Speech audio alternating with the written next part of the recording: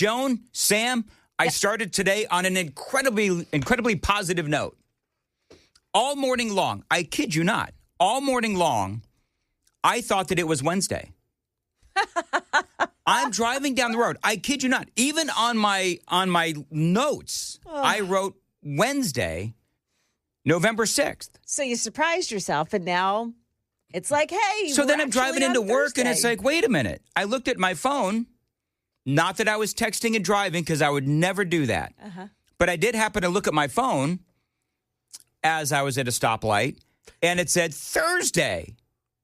And I'm like, oh, I'm starting off the day on a positive note. I thought it was Wednesday. It's actually Thursday, otherwise known as Friday Eve. My wife calls it Friday Junior. Or Friday Junior. That is good as well. Well, the only reason I call it, and then I'm going to get down to business, but the only reason I call it Friday Eve is because I think I said Friday Eve like one time, and then Murphy Show started bashing me on the socials, talking about how if he hears anyone use the term Friday Eve again, he was going to, I think it was either kick or kill a puppy. Not sure which one. So I of course, then, despite my love of puppies, decided to continue using the term Friday Eve just to annoy the living crap out of Matt Murphy. Maybe that's why he set your computer up the way he did. I don't know what he did to this computer last night, but holy moly. Anyway, I want to get to work. Got a lot going on. So it is Thursday, 36, the day of the shutdown, Joan? Or did I screw that up too? Day 36? I think this may be 37. See, my entire time-space continuum is all screwed up now. Well, the shutdown does continue. Now, headline from CNN, it is my opening story as well, where the list of airports that are now having to actually now cut the flight capacity by 10%, possibly as soon as today, is now out. Now, luckily, BNA is not on this list. But, the air traffic controllers, they are working without a paycheck. And so they're not only working without a paycheck, this is obviously, as everyone knows, a very incredibly stressful job. And so I think a lot of these guys and women, they're calling in sick for a number of different reasons. Number one, because perhaps they are stressed about not having a paycheck. That's number one. And number two, they're probably, out driving Uber. They're probably out driving Lyft because they've got to bring in some money. And so now the Trump administration and the FAA, they're having to drop the number of flights out of these airports like 10%. So, again, luckily you don't have any Nashville airports. You don't have BNA is not on there. The only Tennessee airport is Memphis, Anchorage, Atlanta, Boston. Joan, for you, Baltimore? Yeah. Charlotte, Cincinnati, Dallas, Love, Ronald Reagan. You have Denver, Dallas, Detroit, Newark. Nobody wants to go to Newark anyway, let's be honest. My son's flying in from New York on Friday, so I hope he... Well, Joan. Yeah. New York, John F. Kennedy. And what's the other one in New York? Well, he'll be coming from LaGuardia. Let's see if LaGuardia is on here. Yep, LaGuardia is on there too. Yeah. As is LAX. What'd you say, John, Sam? Made famous by Captain Sully, LaGuardia. Sorry. Yeah. All right, so there's 40 airports on here. I'm not going to read them all. I do have them listed on my X feed. Follow me on X at Dan Mandis Show. Yep. Chicago O'Hare Airport is up there as well. So, I mean, and here's the problem. The problem is that if you're going to see a 10% reduction in flights, that's going to impact the flights that are still running. That's number one. And number two, the other problem is that this will cause delays all across the country. It's like a domino effect, right? So that's the problem that we now have as we enter the 36th day. Did we figure that out, Joan? Is it day 36? So it began on the 1st of October, which is 31 days. Okay. And then today is the 6th, so that would be 37 days. Okay. So, Sam, can you grok it for me, please? Not that I don't trust Joan. Me? Fine. Not that I don't trust Joan. But, they're... I'm just using logic. Oh, gosh. Do I say what I want to say? You Do may it. not. Well, Joan, you're a female. Oh. And females in logic, I mean, they don't typically. Whoa. I'm totally kidding. I'm totally kidding. Started the day off on a bad note. Technically, Joan, Yeah. day 37. Boom. That's what I said. No, you said 36. 36. I promise you, Joan, you said 36. Yeah. Okay, so it would be... Shutdown began at 12:01 Eastern Time on October 1st when Congress failed to pass appropriations legislation for the fiscal year 2026. Okay, so there... What were you saying about logic, Joan? Okay. Man, I hate when I'm wrong. I would, but on the airlines issue, I would hesitate to think there'd be some financial implications. Didn't Biden sign some legislation about airlines having to pay people back in full? If you're sitting on the tarmac. Specifically for that? I don't remember that, but there's something like that. Yeah, if you want to look that up, go ahead. But bottom line is that with fewer flights, that means that you're going to have a lot of people that are, this might actually end up raising the cost of tickets because there's going to be fewer seats available, right? So there's a lot of issues here. I did like Sean Duffy, of course. He is Secretary of Transportation, and he gave a big, long press conference yesterday on all of this. This was not taken lightly. There was a lot of effort put into this. And if you remember with the DCA air crash, a lot of you asked us questions. Why didn't the FAA see that there were near misses in the airspace? And why didn't you stop the cross traffic with helicopters and airplanes? And I think that was a great question. We learned from that. And so now we look at data, and before it would become an issue, we try to assess the pressure and try to make moves before there could be adverse consequences. And that's what's happening here today. Yep. It's level setting with the American people, doing the right thing by way of the American people, working with the airlines, and our heart goes out to those who will have flights disrupted. But again, they want to make sure that the FAA team and their DOT team, when they fly, they are going to make it to their destination safely because we've done our work. This was not taken. Yep, that is, again, Transportation Secretary Sean Duffy, and he has been right out in front on the issue that we have. And this is a big issue that we are horrifyingly low on air traffic controllers. And by the way, you heard him talk about the crash, the helicopter plane collision at Ronald Reagan Airport. Yeah. When that UPS plane crashed, Joan, first thing I thought of, before I saw the video, first thing I thought of was, oh, no, I hope this wasn't an issue with air traffic controllers and not having enough controllers or what have you. Clearly, it seems like that is a mechanical issue. So, but I mean, I feel like, you know what I feel like we're doing? I feel like we're playing Russian roulette. Do you know what I mean? Yeah. It's like, I'm just feeling like it is only... Which plane is going to go? Which accident is going to take place? That's the thing. Yeah. Like, what's going to happen? Couple things. Even before the shutdown, there weren't enough air traffic controllers. There was a shortage, a big-time shortage. And if you remember, Secretary Duffy was trying to find new ways to get these guys trained up and on the job quicker. Yep. Before the shutdown. Secondly, that list of 40 airports isn't a finished list. That's not a finite list of airports that will end up having their capacity taken down. There's going to be more? There may be. The list may change. So, that list is nice right now, but just know that can change. Yeah, nice isn't BNA isn't on it. Memphis is on it. Yeah. Knoxville. I don't know if Knoxville doesn't have a huge airport, obviously. I think it's regional. Okay. So anyway, we'll have to wait and see what happens. But I do feel like we are playing Russian roulette. The Democrats are playing Russian roulette so that they can have some leverage on President Trump. By the way, did you see what happened yesterday where Mike Johnson is trying to have a press conference and you've got this nutty professor-looking Democrat starts heckling him from the audience? Yeah. All right, so I've got that audio coming up next, and a whole lot more straight ahead, 5:15. On your Thursday, November 6th, what day of the shutdown is it, Joan? I want to make sure we're all clear. 37, Dan. Number 37, is it? Yeah. Okay. I'm very sure of that. I heard from a very reliable source. I need to just, bask in the greatness of Joan being wrong and me being right just once. I'm going to be, you know what, Joan? I'm going to be like like an irritable spouse where do you remember that time you were wrong about the shutdown? Uh-huh. Dan, do you know what happens when we go to break? Uh-huh. Do you know? Uh-huh.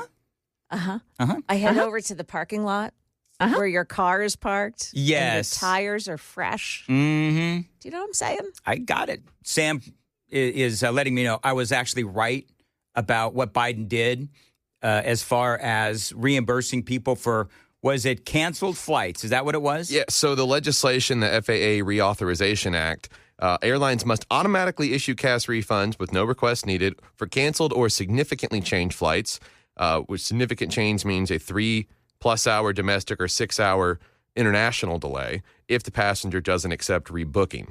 So the refunds in original payment form within 7 business days or 20 days for other methods, immediate effect upon signing back in 2024. So I wonder what that means for people, because they said that this could actually go into effect as early as today.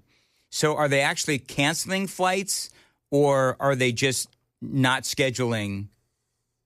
Well, the flights are scheduled like months in advance, aren't they? Yeah. So I imagine if you've already booked and paid for it, there's going to be refunds. Anytime there's refunds, companies got to recoup revenue somewhere. And then that factors into the maintenance issue, which is what we saw with that UPS flight, is that it had been out of service for, what did you say yesterday, 3 months? And it was only like the third flight that had been on before this issue happened. Yeah. And then it was the third flight of the day. Third flight of the day. Yeah. After coming back into service. And the biggest thing we saw, not just with refunds and everything during Biden, but everything they tried to blame on Trump with air traffic control had to really do with the maintenance aspect of who the airlines were hiring. Yeah. Well, I mean, they wanted everything to be DEI, and Buttigieg didn't do a damn thing to increase the number of air traffic controllers. I mean, he was busy taking 2 months off for paternity leave. You know what I mean? So, whatever. Yes, because his body is ravaged after. Oh, Joan, having a baby can really do a number on your body. And Buttigieg, of course, after having those kids had all the chest feeding. No. All that chest feeding. That's right, Joan. We should probably move on. It is 5:20. All right, so we had yesterday House Speaker Mike Johnson. I need some video here. House Speaker Mike Johnson, he's trying to have a press conference. Now realize what's going on. You've got the Republicans, and they just got, a lot of people are saying, oh, did we go ahead and do that poll that I wanted to do? So I want to do a poll, and I'm going to be honest, I'm running late today. And Sam actually, honest engine, he was running a little bit late today too. So I wanted to do a Daily Dan poll, Joan, and maybe you can help us figure it out. Basically, what I want to know is, how big of a deal do you believe yesterday's or day before yesterday's elections were? Do you think it's like a 5-alarm fire, a 3-alarm fire? Where did we land on the wording of the Daily Dan poll on YouTube? Very briefly. How important were the elections this past week? Very important, somewhat important, not important. What elections? Okay, well, that last one. Here's where I fall on this. Is I think these elections are noted. I'm not going to duly note them because that's passive-aggressive. But I think they're noted, and there's some things that Donald Trump does need to work on. I mean, that's, I'm not at 5-alarm fire. I made my point very clear yesterday, where these are Democrat states that voted for Kamala Harris. And there's some other, local races that went to the Democrats as well. And I'm not saying that I'm not. Here's what I would say, actually. I'm not saying that I'm not concerned about these elections that happened this week, because there's worrisome aspects to it, of course. But you know what's amazing? What is amazing to me is that Trump, the election of 2024, this week, it was like the 1-year anniversary, was it not? Yeah. So in 1 year, after the absolute train wreck that was the 4 years of Joe Biden, the Democrats were able to, if you believe the narrative, the Democrats were able to turn that completely around based on, the elections this week. And so we've got a year? What is the midterm elections for 2026? Is that November something of 2026? So we've got a year to turn things around. If you believe that we need to turn things around. And again, there are things that Donald Trump does need to work on. Has he done incredible things with foreign policy? Absolutely he has. Are the cost of things still too high? Absolutely.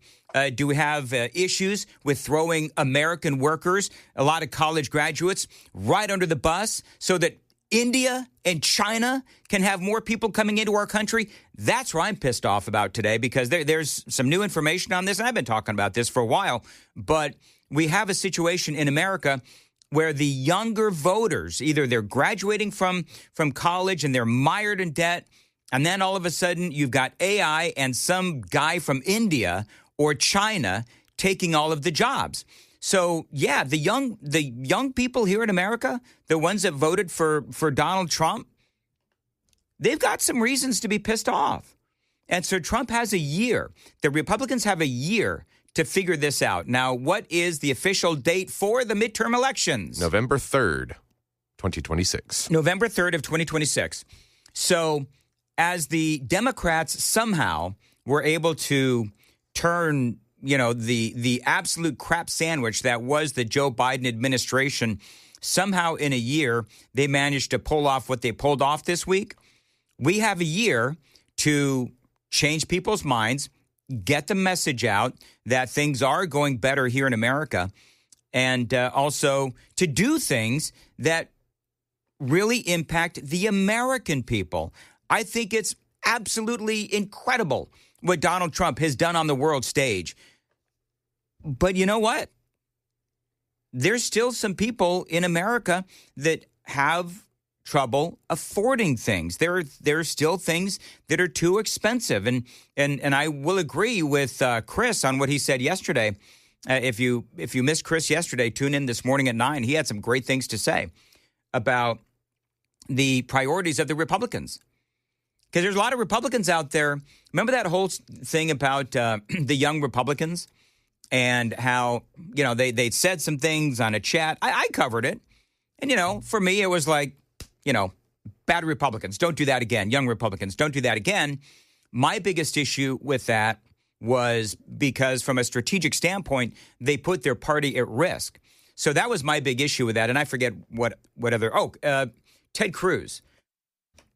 Ted Cruz going after Tucker Carlson because Tucker had Nick Fuentes on. And I agree with Chris. Who gives a crap? Like the whole influencer class. Can I just say this? The whole influencer class thing that is going on right now online. Listen, I respect everybody. Well, most people. But do I really give a crap about what one influencer says about another influencer? Or what some senator says about some influencer? No, I could give two craps about that. I mean, I don't know about you, friends. I know a lot of you watch influencers and you love the influence. That's all fine, well, and good. I don't watch influencers because I don't need influencers to make up my own mind on the issues. I just don't. Maybe I should. I know there's going to be some, hate listeners and super texters that are going to say, oh, you should watch it, Mandis. You should learn something. Right, I get it. But you know what? Here's the deal. I think that all these influencers, everybody's got, their right to interview whoever it is that they want to interview. They have a right to say anything that they want to say. They can be pro-Israel. They can be anti-Israel. They can be pro-Benjamin Netanyahu. They can be anti-Netanyahu. I don't care. Everybody's got their own opinion. And everybody has a right to their own opinion. And for Ted Cruz, yesterday, of all days, after what happened on Tuesday, for Ted Cruz to start, going after Tucker Carlson for interviewing Nick Fuentes? I mean, come on, man. Is that really what you're worried about, Ted? Anyway, it is 5, and as I said yesterday, I think Cruz is butthurt because of the fact that Tucker Carlson absolutely punked him in an interview. Anyway, all right. 5:38. Dan. Nashville's morning news. Hold on, Joan. But I have breaking news. You hear that? Is it cleanup on aisle 3? We got some cleanup to do here in the studio. Clean up in studio WTN. All right, so hold apparently... on. I prepared this. I want to play it. Okay, go ahead. We have breaking news, ladies and gentlemen, on WTN this morning. Yes. Okay, go ahead. So apparently, both Sam and I completely misheard you. You misheard. When I asked how many days of the shutdown we're in, I thought that I heard you say 36. Right. But you actually said 37. I did. So, and of course... 36? So it began on the 1st of October, which is 31 days. Okay. And then today is the 6th, so that would be 37 days. Okay. Dan, I want to hear the words. There's 3 words, 3 little words, Dan. Ready? Okay. Say I was wrong. Sam was wrong because he was right there with me. All right, you know what? I'll admit that I was wrong. I thought that you said 36. See, you were playing out the desires of your heart. You wanted me to be wrong. This is a psychological, it's projection. My deep, dark heart. Yeah, that twisty, dark heart of yours. Aside from that, so apparently people took great offense to what I was saying about influencers. Oh, yeah. People are pointing out I am an influencer. Okay, yeah, whatever. You are. See? All right, fine. So I don't know why people thought that I was bashing influencers. All I'm saying is that I don't watch influencers. I mean, maybe I should. I don't know, whatever. But everybody's got a different opinion on Tucker interviewing Nick Fuentes. And apparently the interview with, and we talked about this yesterday. The interview between Tucker and Nick Fuentes was a love fest, apparently. And Tucker didn't ask any of the hard questions regarding his anti-Semitism, right? So, okay, whatever. I mean, again, my problem with Ted Cruz was because people thought I was bashing Ted Cruz for bashing Tucker Carlson, and I was basically saying everybody's allowed to have their opinion. Then why are you criticizing Ted Cruz for bashing Tucker Carlson regarding the interview? My problem with Ted Cruz was the timing is all. But he's allowed to do what he wants, and I'm allowed to say what I want. So that's all I'm saying. Lots of cleanup. 1303 says, God bless you, Joan. Turn the volume up on your bell tone, Dan. I don't know what that even means. Bell tone? I don't know what that is either. Nick says Sam is wrong most of the time. Oh, my. 8967 said, you tried, Dan. 7789 says, told ya. Listen, I apologize to Joan. Sam, you want to apologize to Joan? We both owe Joan an apology. Yeah, Sam. I'm sorry. I was busy researching things to make sure things were correct. Wow. And I misheard. Typical man. Yeah. Can't admit when he's wrong. Excuses. I bet you refuse to ask for directions, too. It's because I know where I'm going. Why would I bother He knows somebody? everything. Stop it. He knows everything. You'll notice he doesn't deny it. I'll be the first guy to admit, man, I don't know everything. You know what, Joan? Maybe if I listen to more influencers, I would know more. I know how to figure most things out. Yeah. All right. Anyway, so there you go. People are saying I had way too much coffee. 3376 says, you're getting a lot of this morning, Dan. Bell tone apparently is a hearing aid. Oh. 2385. Does Dan have dementia? Well, Dan, you was wrong, says 8886. Do you know what I don't like? Improper grammar. Besides that? Oh, clearly. I may not like improper grammar, but I certainly do embrace it. Right, Joan? Like you certainly do. Yes. You popped me on something yesterday. Yeah. I forget what it was. Bear is his name. Bore his name. Right. Whatever. So somebody actually, somebody who was like a grammar Nazi said bear can be used in that instance. So I guess perhaps I should also be apologizing. Do you know what I find interesting, Sam, is that Joan didn't come back and say, you know what, Dan, you were kind of right, and I called you out on the air, interrupting your fantastic monologue. So here we go. There was one person. Nobody cares.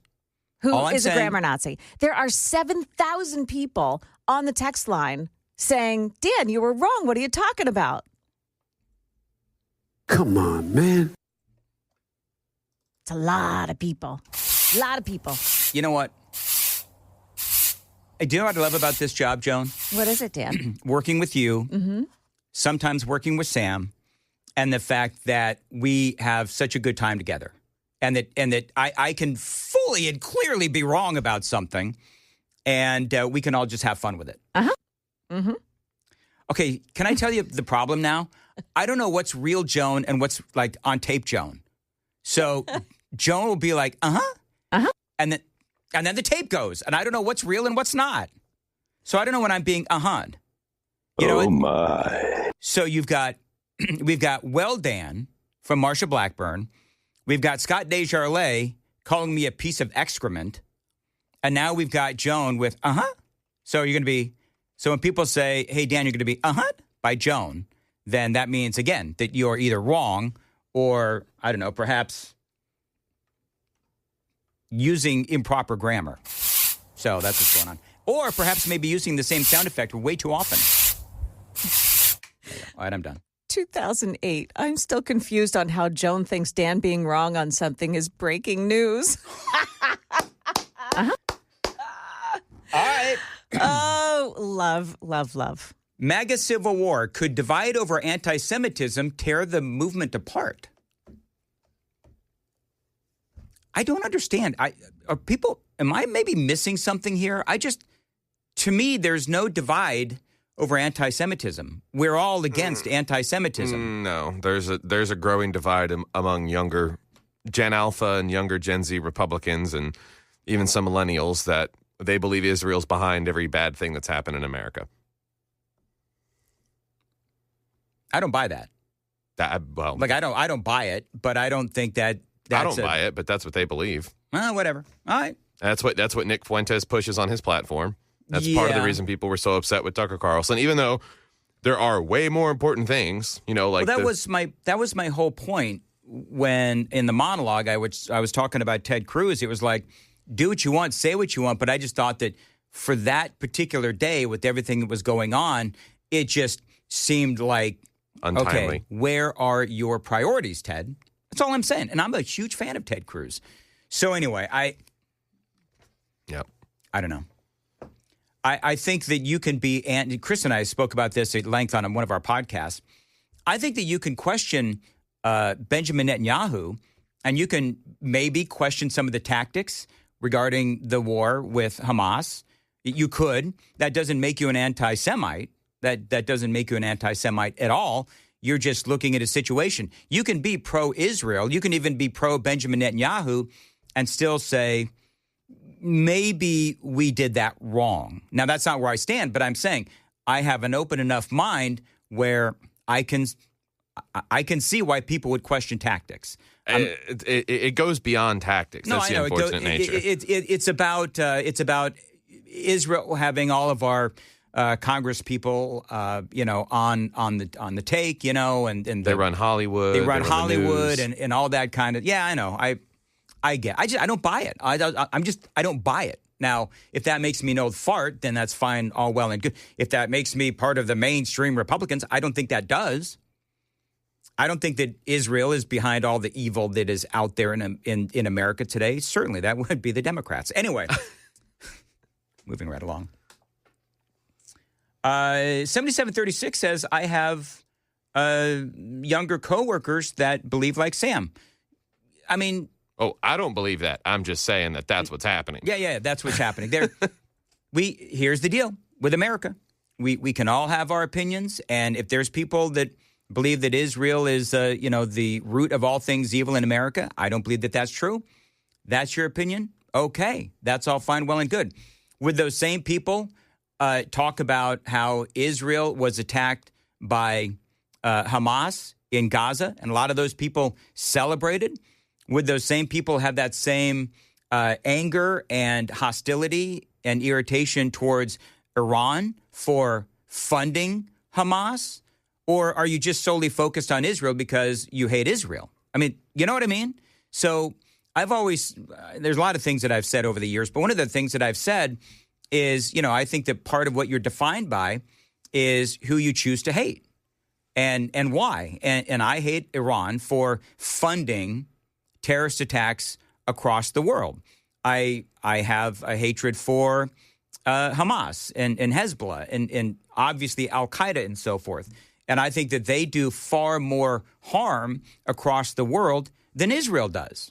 I also believe that Democrats and Joe Biden, they are the ones that, this is what I would say to the younger generation, are Israel, are they the ones that left the border wide open?